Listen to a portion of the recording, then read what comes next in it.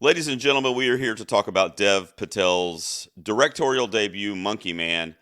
Nick could not make it because he is still driving a rickshaw through the streets of Mumbai, India. So I got a ringer. Let's talk about Monkey Man. That's a tuk tuk.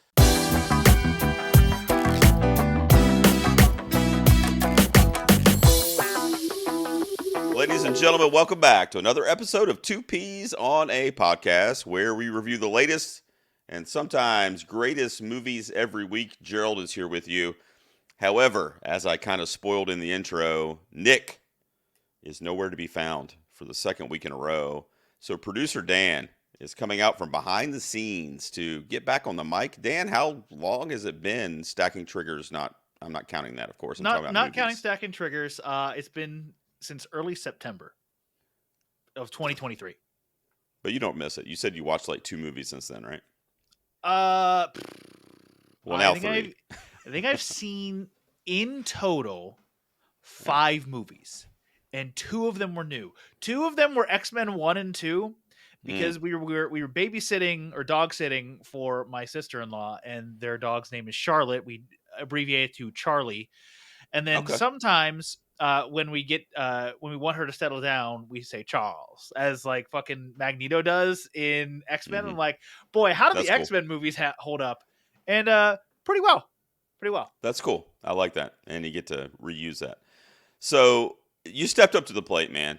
Nick's got a lot of stuff going on. Live stream for The Cure is right around the corner, and he just hasn't been able to get out to the theater the last couple weeks. And I didn't want to skip 2 consecutive weeks, so Dan said, "You know what, man? I'm going to go see this Monkey Man thing, and I'll talk to you about it." And here you are. Yeah, that's So true. don't give anything away quite yet. You know how it goes. So we will see what we thought of this new film from Dev Patel. Did you want to tell people that it's like a tuk-tuk thing? Because you kind of got on me about that. Oh yeah. So Gerald called it a rickshaw, but Yeah. there's no spoilers I don't know. when I say this, but like there's somebody has like a souped up vehicle. It's a 3-wheeled Yeah. vehicle, and it is a tuk tuk. And Gerald's Yeah. like, "Oh, it's a rickshaw." No, having played the video game Hitman 3 or the Hitman series, you get to kill somebody using a tuk tuk by Oh, lighting it wow. on fire. So I Interesting. am very well aware that was a tuk tuk. I had never heard that term until you just corrected me on that. So I'm a learned thank you. man, Gerald. You're always bringing knowledge. The more you know when producer Dan's around. So thank you. I don't know. Maybe there's not rickshaws in India. I don't know. It was a cold open. It was to make fun of Nick. So if he's listening, there you go. That's Nick's little shout out for this week. Dan, the main review is Monkey Man. We're going to be discussing that here shortly. But before we do that, Dan, you know what we like to do every week when we start the episode is we look over on social media and see what the fans had to say and what we call the one big question. Let's check it out. You gotta ask yourself a question. I have a lot of questions. Number 1, how dare you? All right, Dan, so you were saying you were looking over in our Discord chat and you were going to grab a question that we can answer this week. What do you got over there, man? All right, so we have a question from. Let me see if I got this right. Dan of Action, and they say more of a statement. If I hear the Who? phrase "rescued from Netflix" on the podcast, unironically, I'm going to beat whoever said it with a steel chair. Who the hell is Dan of Action? What a great and how they get statement! into the Discord? What a smart person that is saying Wow, that. that guy's needs a Just- hobby, I tell you. Who the hell is that? How did he get in the Discord? Just a real intelligent fella. No, actual question. All right. This comes from Yaney. Did you have a okay. parent or a guardian who inspired you with stories as a child, as the protagonist's mother did? And if so, what stories? So, no one really inspired me with any stories. But my aunt, when I was much younger, would take us to the movies all the time. There was a movie theater about 10 minutes from her house. And she'd make her brother drive us because she didn't drive for some reason. I don't know why. There's much lore that I don't know about my aunt and uncle. For instance, Okay. neither married. They lived together for basically their entire adult lives. And before anybody gets any ideas, I have no idea. Because I know somebody's thinking, well, I wonder, maybe, Living in I sin. don't know. No one said anything. But she would take us to the movies, and she took me to see, at one point, Independence Day. Mind you, 1996. Dan is born in 1989, so that means I am a whole, at that point, 6 years old, seeing Independence dude. Day. And safe to say, it's my favorite movie because of that. So, like, Yeah. that's like the closest thing I can think of when it comes to stories and like inspiring me is like, this is like my aunt took me to see my favorite movie ever at the age of 6. Well, that makes sense because that movie. I mean, you're known for that being one of your go-tos. So People, that makes if sense. you don't know that, hi, my favorite movie of Yeah, all I did time not. is Independence Day. I watch it I did- every 4th of July a lot. I mean, I love that movie too. So I guess I never really gave it a second thought, but I didn't know the kind of circle back around to where it kind of originated for you. So that's cool to hear that as your friend as well. Well, for me, I'll stay away from movies because I have a very similar kind of deal with my father, kind of introducing me to old movies, old westerns, which I've talked about on the show before, and Sure. just a lot of old stuff in the 80s and stuff that I really shouldn't have been seeing at age 10 or whatever. And Right. remain some of my favorites. But I'll go on the other side of kind of the arts world for music because he did the same thing with music for me and spinning vinyl records. I've talked about that on various episodes of the old show before, but a lot of the songs that I find myself introducing to my daughter, who's now about to be 23, and my son, who's currently 10, my older son, kind of introducing them to the like songs. A million. My I know, God, she's so getting up old there. now. She's getting up there. She's about to be a California resident. It's too much. I can't take it. But anyway, I find myself introducing to them what my dad kind of spun for me, and it really did kind of influence me, at least, like, my musical taste and what I want to share with my kids, because it gets to a point where it's like not necessarily even really about the band or the song or whatever, but just about like generations passing down their love of certain artists and stuff and records Right. and stuff like that. So that would kind of be my answer to Annie there. Now, I was telling you over on the Facebook page, Julio commented and he dropped like 10 questions in his comment. And I was reading through them, and they're all like troll questions. So I don't know why he spent so much time trolling us. And I don't know that any of them I could really even use as Are terms you of like aware a legit of your show's fan question. base? Like, I'm the Yeah, I know. leader of your show's fan base, and the thing I do most often is make fun of you. You do. That's your thing. I mean, that and Independence Day, those are your things. Yes. There's one here that I could ask you, though, and I'm going to throw it at you. How long, this is courtesy of Julio, how long do you think you would last in the ring against Monkey Man? 0 seconds.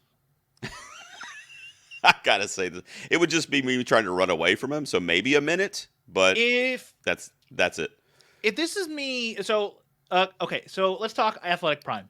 I think in my athletic prime, which was probably at the age of 21, because at that time in college, I was playing we were playing intramural flag football. I was playing on the roller hockey team. We were playing Saturday football, so I was in pretty good at like athletic shape. Mm-hmm. I would give myself probably a minute. Yeah, I'm thinking a minute tops. I mean, that's generous because he was a badass in the ring in this movie, so, and outside the ring as well. We'll talk about it here in a second. Yeah. So thank you for everybody that submitted the questions this week over on Facebook and in the Discord chat. Make sure you look in the show notes if you'd like to get involved and submit questions for us. We will pick one every single week, at least one, and answer it on the show as we did tonight. Dan so graciously filling in for my normal co-host Nick this week to talk Monkey Man. Dan, I appreciate it, buddy. Now, you're a producer behind the scenes. Normally, every once in a while your voice will pop up, like you had something to say about Roadhouse and Nightcrawler on the last episode. No, I just had something to say about Nightcrawler. Let's be honest. Yeah. I was asked asked a direct question, so I answered the direct question. You did, and I appreciated it. So, but you're here full front and center, you know what I mean? And you're here to do the thing from the flip side where we start every review out by giving our individual scores out of 10. We have not discussed it with each other yet, and it's what we call the early score reveal. Damn it, this always happens. I think I'm going to score, and then I never score.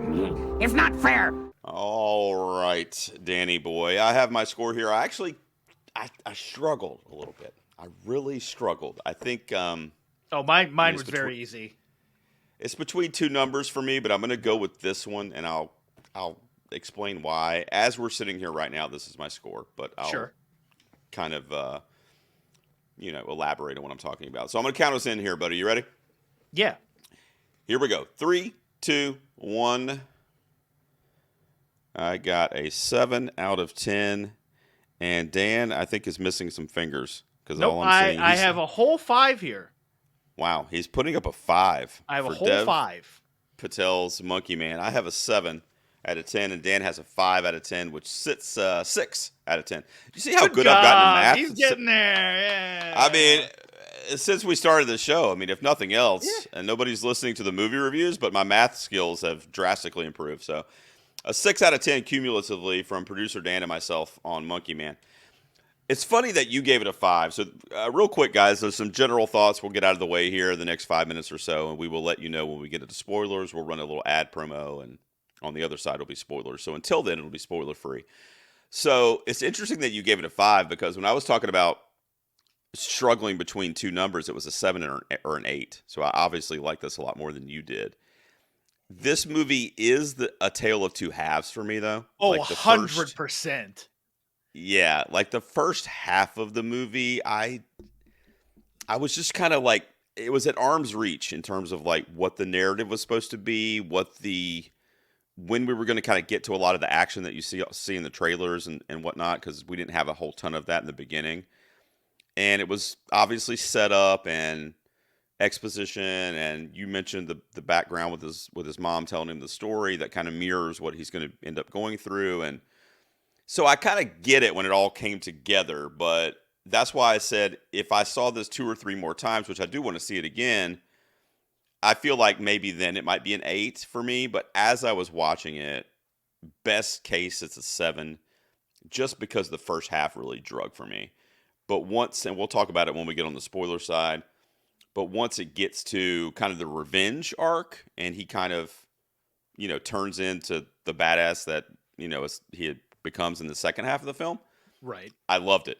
I mean, I love the action set pieces. I love the kind of big swings he took as a first-time director. I like a lot of the kind of side narratives that we have in this film. Again, this is kind of spoilery, so I'll wait. But there's a lot of stuff I really, really loved about this movie. But the problem is none of it really happened until like 40 or 45 minutes into the movie.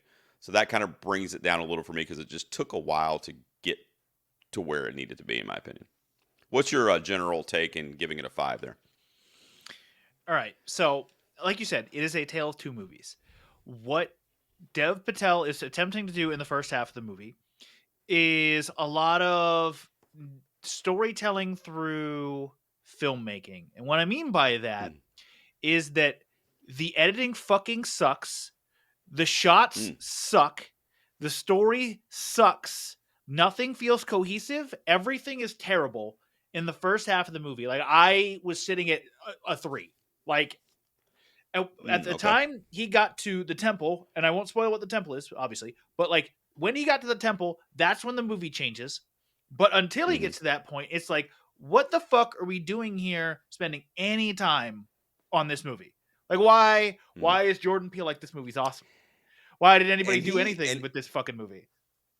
And he withheld that narrative too. Like, he didn't reveal that to the audience, like what his character's motivation was. Like, I don't know. You want to get into spoilers because I feel like I'm about to kind of cross. Well, no, because go ahead and finish. Go ahead and finish your spoiler free. Well, because like there's narrative beats that he lays in the first act and a half of the movie or whatever, and then like with the I don't know what they were called, but like the transgender group, they talked about this transgender group being displaced, and it's like, that's a really weird beat to focus on. And then we see like flashes of Rana Singh and fire, and we're like, well, obviously Rana Singh has something to do with this character and why he is the way he is. So like, to me, the motivation is like, there's obviously something here with Rana Singh that we have to worry about, that we're going to figure out at some point. It's just like, get me to caring about what he's going to do with Rana Singh. Like, why do I care to watch him go through all of this struggle just to kill this one man? Right. Right. Let's take a quick ad break, Dan, because I do want to kind of touch on some things, but I'm just worried that they might dive into spoiler territory, and the Sure. movie just came out. So we'll take a quick break. When we come back, guys, we will give you another warning, but we'll be into spoilers for Monkey Man. We will be right back. All right, ladies and gentlemen, welcome back. As I said pre-break, we will be discussing Monkey Man spoilers going forward. We're just going to talk about whatever we want to talk about this movie. So if you have not seen Dev Patel's Monkey Man, come back to this portion of the episode after you have seen it, or if you don't care, keep listening. All right. So what I wanted to say, kind of to your point, Dan, was, and why I didn't want to kind of elaborate a minute ago when I was talking about it, is I was like kind of frustrated too in the first half of the movie because I'm like, what is this dude's motivation? Like, what's his Hmm. deal? I had a inkling that it was going to have something to do with his mom because that was the only real human connection that we saw for him. Really, the whole movie. I mean, he wasn't. I mean, Yeah. I guess he kind of sparked up friendships between a couple characters, but I Yeah. mean, nothing where it was like he was emotionally connected to people, really, No. with the exception of those flashbacks with his mom. So I kind of thought that was going to be it because I'm not an idiot, but I didn't know. You know what I mean? Like it didn't. It was one of those things where I felt like I missed something. Does that make sense? Like I felt like in the first half of this movie, I didn't go to the bathroom, but it's one of those things where you go to the bathroom and you come back and you feel like you missed something. Like that's kind of how I felt until he gets to the scene with what'd you say the dude's name was? The main Rana baddie, Singh. Rana Singh. When he gets to kind of confront him in the bathroom there at the nightclub, and he has him snort the bleach, and then it turns into that awesome fight sequence. And from that point on, it was a mix of me putting pieces together until it's laid out for us in that one flashback and not caring because the action was so awesome, Sure. if that makes sense. But the first half of the movie didn't really have either of those things. There weren't a lot of puzzle pieces, there wasn't a lot of action. I didn't really connect to, I mean, I like Dev Patel, so that helped because I do like him as an actor and I loved him in The Green Knight and so on. So, but you know what I mean? Like I was just kind of waiting until Sure. it finally started happening.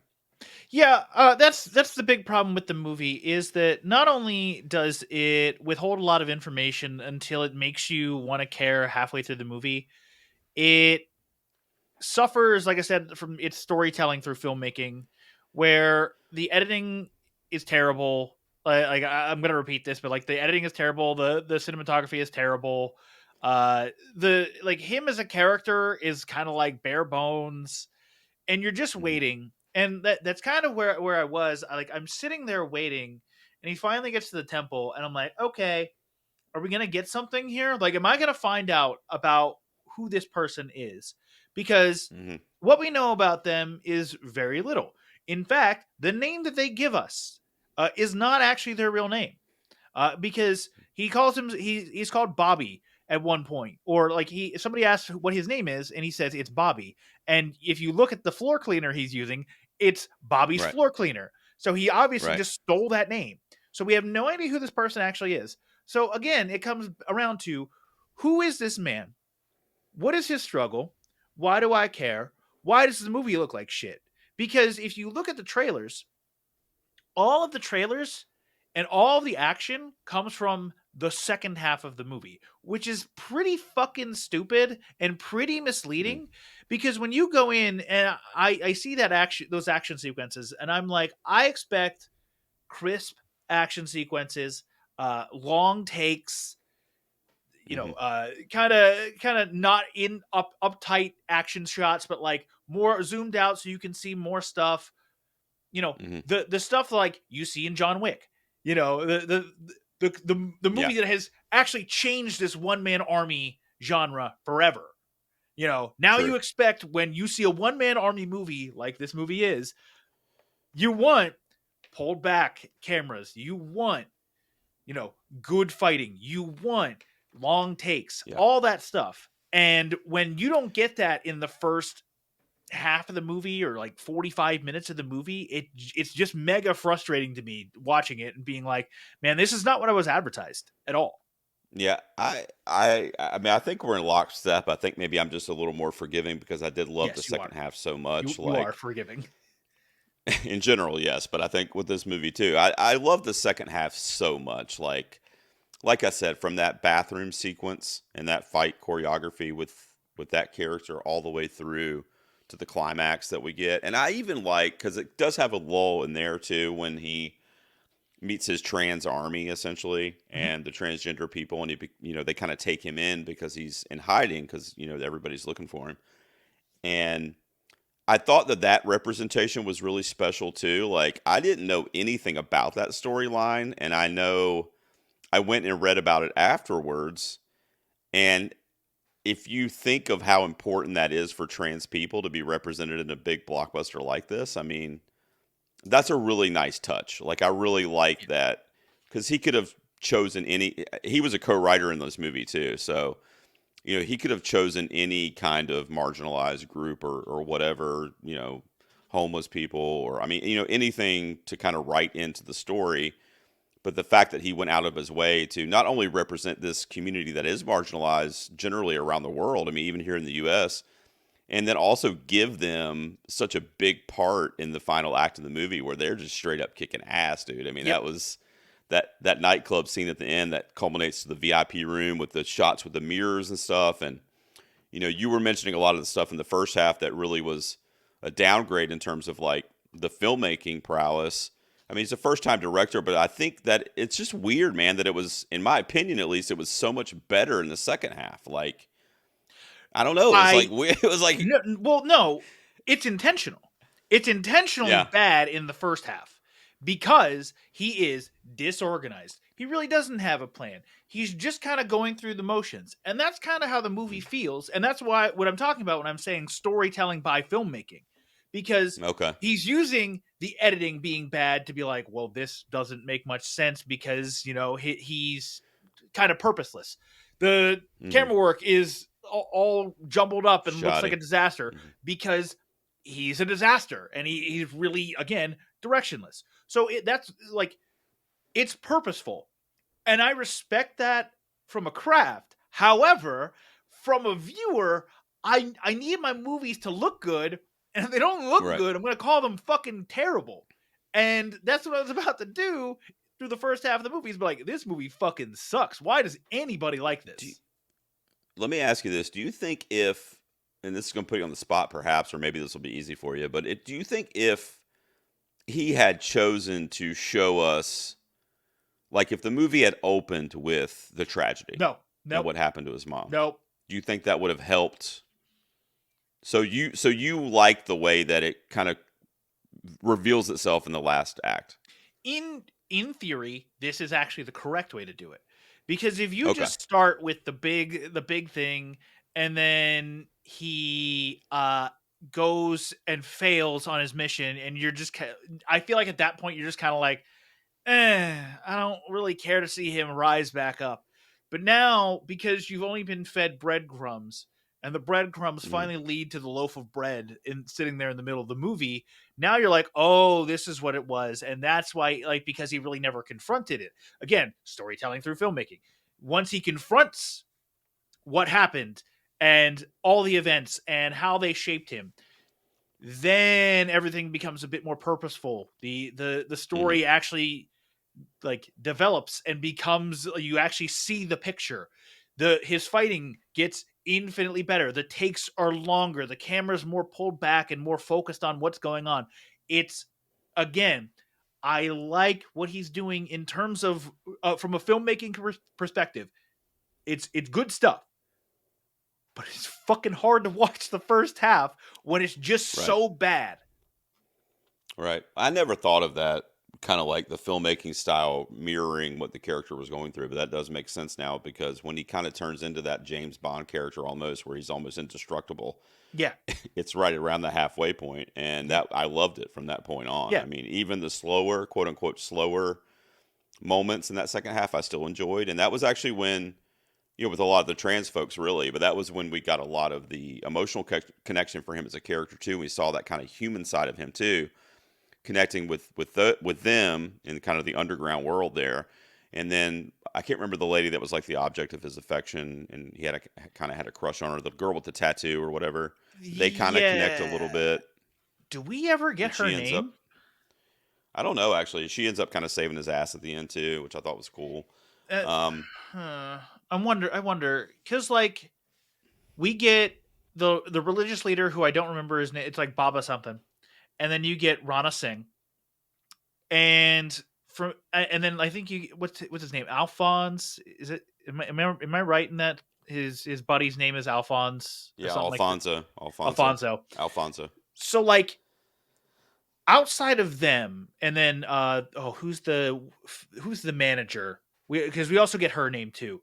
We get very few Oh, names. you're talking about Queenie. Queenie. We get very Yeah, yeah. few names for anybody unless they are an actual important person to him. Mhm. Because Alfonso is an Right. important person because he's able to get to Rana Singh. And Queenie's important because she's the manager of this establishment. And Rana Singh Mhm. is important because he's the chief of police. And Baba is important because he's Sure. he's a religious leader and therefore offering his support. But when you get to these other characters generally who are not important in the sense that they don't matter To in the his grand revenge scheme plot, of the right? world. No, Mhm. they don't matter in the grand scheme of the world. Like Rana Singh matters to the chief of as the chief of police. He matters to the world of Dubai, of the city of Dubai. The religious leader Mhm. is important because he's a religious leader to all of India. The Queenie's important because she is the manager of the well-to-do establishment. But Mhm. so what I mean is like a bunch of people who are just regular people who live on the street or like live Mhm. in like 10 people to a house.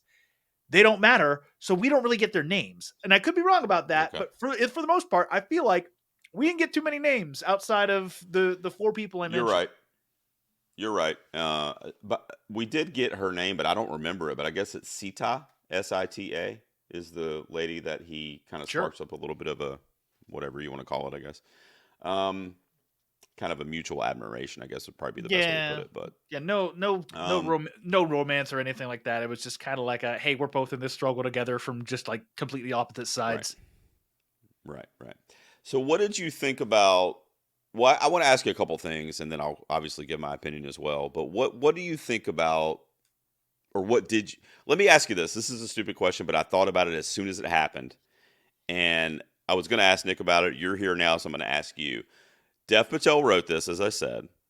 Do you think the dog storyline with the dog that he kind of groomed to show up there in the alleyway behind the thing every night, and then eventually brought him the gun, which led to the great climax of the movie? Do you think that dog being written there was influenced by John Wick a little bit, or no? I mean, Or maybe, did that but cross like your mind? no, they got it out of the way early. They do mention at one point John Wick and be like, "Oh, you think you're John Wick?" And it's like, I know. I saw it. yeah, Yep. I mean, like sure, but like, and of course that is going to be the obvious comparison. Like again, anytime you get these one man army movies, they're always going to draw the hmm comparison to John And I Wick. think he knew that. And I think he knew that. I think Yes, that's why it was smart to throw a couple of those little like nods in there. So I yeah, think it was purposeful, honestly. I don't I know, mean, who knows? maybe But I'm gonna say no, because that is something you can do. You can just like there are just dogs that wander the streets of Indian I mean, cities. that's That true. is Sure, yeah, just a that's true. thing that happens. So like But there's not rickshaws, so there don't are no fuck that rickshaw. up if you Well, talk they about might not be rickshaws. There might be a rickshaw. I don't know, but it. Yeah, I don't know that, either. that Actually, was yeah, a I don't know. souped up tuk tuk that was Yeah, able that's to Nikki. evade police. That was amazing. Nikki is nice headlights, big bumper. Nicki Minaj. Remember that's what he called it. Yes, sir. What did you think of the action set pieces when we get to that second half? The fight choreography. I mean, I know we've been mentioning John Wick tonight. For me, I was trying to describe this to a friend of mine at my son's little league game yesterday, and just because when you're trying to describe it to like a GA member, what I say is it's like John Wick with knives and fists. There wasn't a lot of gunplay in this movie, really. Very little gun. Actually, no gunplay. At least from Yeah. him, the most he does is pull out a revolver and tries to shoot people, and it goes badly. But sorry, what was the question again?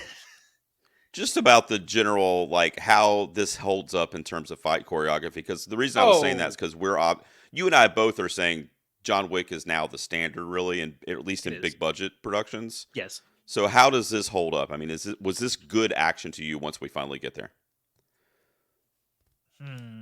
For the most part, I think the one sequence I really hate is the VIP room. I hate the use of mirrors. I fucking hated it. Really? I I hated it. love that. I thought that It was was really innovative. I was like, man, you're doing a really good job here, Dev Patel. And he just kept showing these mirror shots. I'm like, oh god, you're regressing. Stop I regressing. liked it. I liked it though. I liked it. I love the scene in the elevator when he kills the dude with the knife in his teeth. Yep, That was a really good kill. That was really inventive. And I don't remember ever seeing anything like that with a knife kill. I thought the fight choreography. I'd read that. I was reading up on this a little bit after seeing it, and I'd read that Dev Patel broke his hand during this. Sure. Broke a toe. Did a lot of his own stunts. Obviously, he's breaking stuff, so he must be. Took a lot of I guess wrestling like training to be able to do the Monkey Man scenes in the ring. So that's him under that mask in a lot of the different fight scenes, which is just, I mean, the guy's directing this movie. Yeah. We already talked about him writing and starring in it. I mean, it's just crazy. I don't know. It's just crazy to me because Dev Patel, I know from Slumdog Millionaire and Green Knight. Sure, there's a little bit of action in that a couple years ago when he was in that. But I mean, I don't know. I just you're missing really some of his most respect famous movies. the swing. You're missing his famous Oh, God. Are you movies. going to say The Last Airbender? Oh, God. I sure was. But also, Oh, like, man. there was the movie Lion with Nicole Kidman and Lion, her yeah. wigs. Remember her wigs in that Yeah. movie? Those were some Yes, wigs, yes, man. yes, Those yes. were amazing. How did that not win But best costuming? I know. Where was that out on the short list? Uh, No, I mean, he's a good actor. He's a charismatic, charming guy. I don't know. I just am really am impressed with this like shift to like this badass action star while at the same time shifting into the director's chair. Like, this is just fucking crazy, man, that he was able to pull this off. I mean, I know you gave it a 5, but I think you would probably agree that for a first time effort from somebody who's predominantly been in front of the camera, I think this is a pretty good first outing. I mean, Again. especially with this type of movie. yeah, again, my issue isn't with what he was doing behind the. Oh, actually, my issue. How do I phrase this? My issue with him isn't that he tried something, because he was clearly trying something again. Mhm. But it was just what he tried wasn't what I like. So he obviously knew what he wanted. He put it on camera and he made the movie he wanted to make, and that's great. I just happen to not like part of the movie that he chose to make because Yeah, I the get it. choices he made don't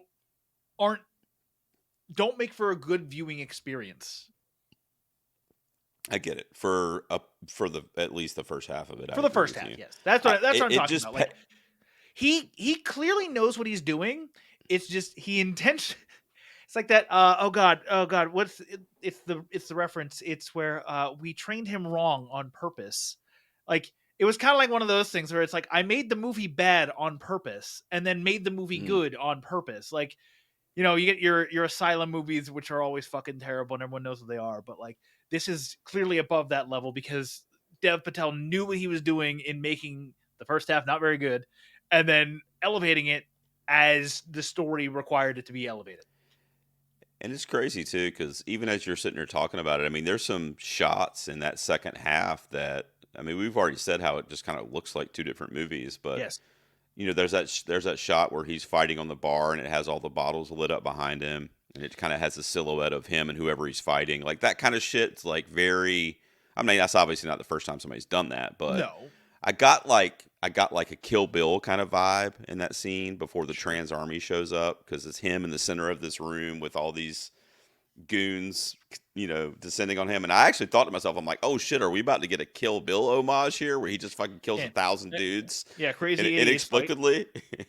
Yeah, exactly. Yeah. There's So a lot of couple great things.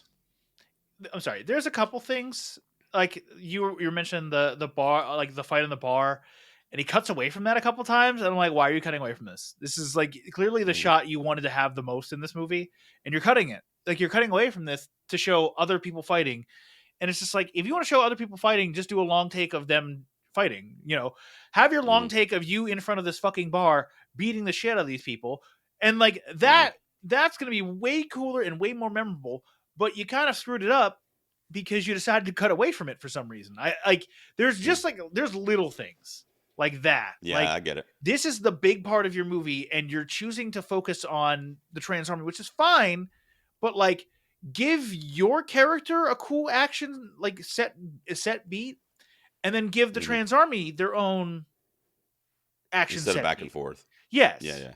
What we'll wrap up with our final thoughts here in a second, but what did you think of the ending? Like how it finally comes to an end there? He has to kill the religious leader. So I mean, we knew that because it turns out the religious leader is the one who was like, "Hey, Rana Singh, go and burn this entire marginalized religious group." I think that's what they see. This is also part of the problem of Yeah. the story. Why? What was the They point of these people they getting didn't burned out of want their house? exactly. I think it took it to extremes, but I mean, I don't know from a religious perspective, but in my head, or as I was watching it, I just thought, well, they're just a village that's refusing to give up their land. So since they Which is won't, possible. well, I mean, but Yeah. it still, like I said, it still seems like an extreme Yeah. measure for that type of thing. I mean, you can get lawyers and figure it out, but Well, whatever. I mean, who am I? but Uh, I will go say ahead. what was weird was at one point Charlton Copley, who is in this movie as the wrestling ring announcer / owner guy, Oh yeah. Charlton Tiger. Yeah. Copley, he said he's at one point saying, "Hey, we're all united, whether you're Muslim, whether you're this other religious group, or whether you're like a closet Christian," and a bunch And of the everybody crowd just boos. starts booing, and I'm like. Yeah. So was Dev Patel like a Christian? Like Yeah, I don't know. was his group of like were they Christians? And but then I'm like, no, that can't be that can't be right because like the monkey is like clearly a Hindu deity or like a Hmm. different religion in there, but like clearly this is a deity in a different religion, so he can't be Christian. So why was that Christian line thrown in there? Because that makes no I know. sense. Yeah, I don't get it either. Yeah, there was a lot of kind of like deeper meanings that I just didn't get. Maybe I'll get them on other viewings or whatever, but I don't know. I think maybe it's deeper than I was able to kind of grasp at the time. And I'm looking forward to a rewatch of it. So, just to wrap up, final thoughts. We have varying opinions of the film, but I think we both kind of agree that it doesn't really pick up steam until you get through that first half, anywhere from like 45 to an hour or so, and then it starts to Yep. really pick up steam. And for me, it was worth it to sit through that 45 minutes to get what we get in the last hour. Personally, like I just love the action set pieces because while I'm watching it, I know that it's his first time directing this kind of stuff. I know that he did a lot of his own stunts in those scenes, and he was just so committed and devoted to the story, and obviously has a personal connection to it. So that really helped me as well. But I thought it was visually striking and visceral and brutal. I mean, he didn't hold back. I mean, we mentioned the knife with the teeth, and there's a lot of brutal fight sequences in this movie, and he's straight up killing dudes with his hands, which, John Wick is his guns. And it was just taking that kind of John Wick like landscape and formula and like trading in the guns for fists and knives, and that's the way been describing it to people lately. So I really dug it. I wish the first half had given us more. Yeah, I think you used the term breadcrumbs, giving us more breadcrumbs and more Yeah. flashbacks or something to like kind of not make me sit there and go, what the fuck is this? Which is kind of what I said for the first 45 minutes. Yeah. I mean, I didn't hate it, but I was also like, what is this? Like, what's his problem? Why is he washing dishes? What the fuck is going on? And then it finally starts to kind of come together. So if you get through the first half of the movie, you're in for a ride, in my opinion. It's a great action film once you get past that midway point. I love the effort put in here from Dev Patel, and one thing's for sure is I'm really, really looking forward to whatever he does next from the director's chair. I think this was a pretty valiant first-time effort. Dan, what's your final thoughts on Monkey Man? All right, my final thoughts first begin with what the fuck are you talking about with John Wick not being like hand to hand? There's plenty of scenes where John Wick is fighting people hand to hand. He is using guns, but like he's But still not like solely. But yeah, not solely is what I mean.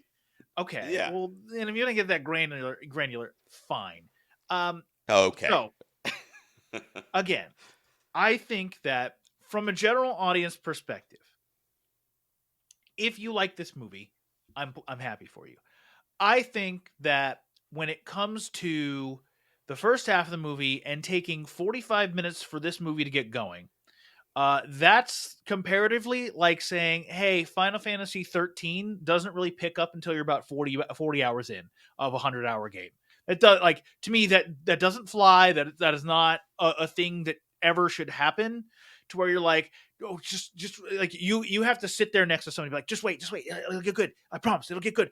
You like that's a death sentence for any movie with a GA.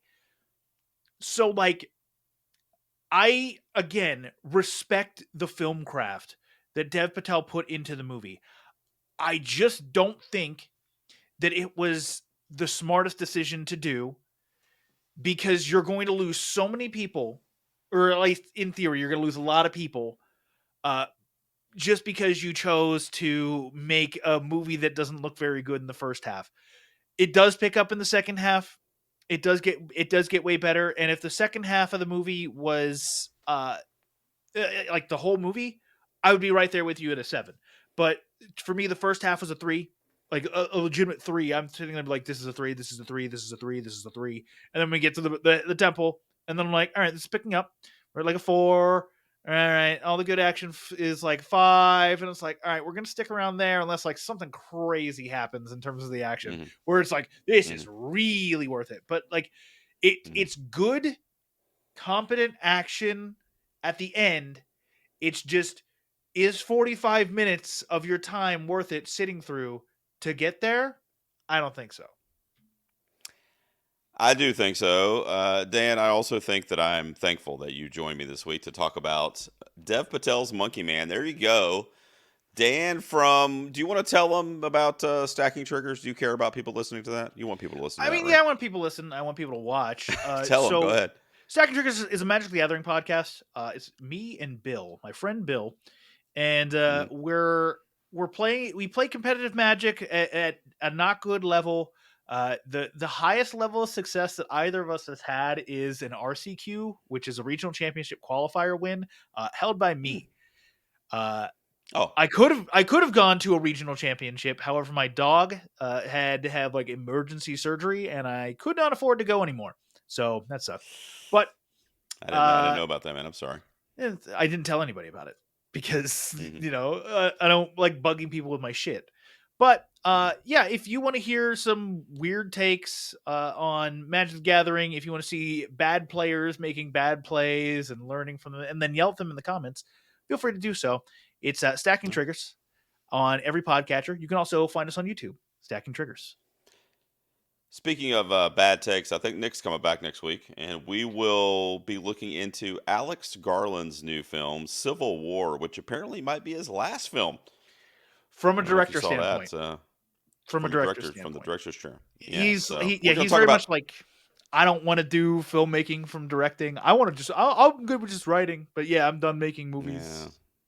nah, I don't like that at all, Alex Garland, because he's done some of my favorites, man. I love Annihilation's his great. movies for the most part. Yeah, I agree. So we'll talk about his new one, Civil War, next week. Nick will hopefully be back on the other side. Dan, I really do appreciate you being here, man. We give each other shit, but I was going to have to go 2 weeks with no episode, and you stepped up, and you said you went to see it last night, right? You went to, Yeah, or was it a 6:45 matinee showing. today? Last night. Last night. 6:45 Yeah. showing. Oh, that was something I forgot to mention. 6:45 showing. Yeah. I showed up at exactly 7 o'clock to Hmm. be in my seat. Hmm. Still showing trailers. Still showing It's the trailers. worst, man. And that's Why? at Silver Spot, right? That's So a silver spot. A- AMC's even worse, dude. Like it's gotten to a point where I just don't understand why these larger chain movie theaters like AMC, Regal, whatever, why they don't have a.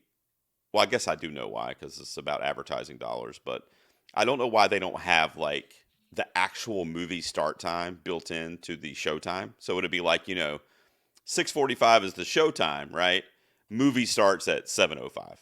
Do you Yeah. know what I mean? So then be here by Yeah. a certain time. But of course, they probably want you to see all the commercials and all that shit. So that's probably why. But anyway, Dan, I love you, man. Thanks for being here. I like what you've done with your hair. We still have the same hairdo, which means a lot to me. Hold on, let me We've had put the on same- glasses for Nick Yeah, because you have had- glasses on as well. Yeah. We've had the same hairstyle Two glasses, for guys. years. Yep. I know. Two glasses guy, Nick. So you need to come back here. All the glasses guys are going to take over. So, Dan, I appreciate it, brother. Thanks for talking, Monkey Man. And guys, we will see you next week when we talk about Civil War. Dan, This is just how your eyeglasses Edit. look. Like this is how they look to me. Like they're just like halfway down your face. It's like the readers. Like you pull up the because piece they of are paper, readers. and it's They like, are readers. That's why I do that. I can't see you if I don't. If I do this, I can't see you on the screen. Yeah, I'm old. Is the point there. Dan, go edit this, man. I'll talk to you soon, buddy.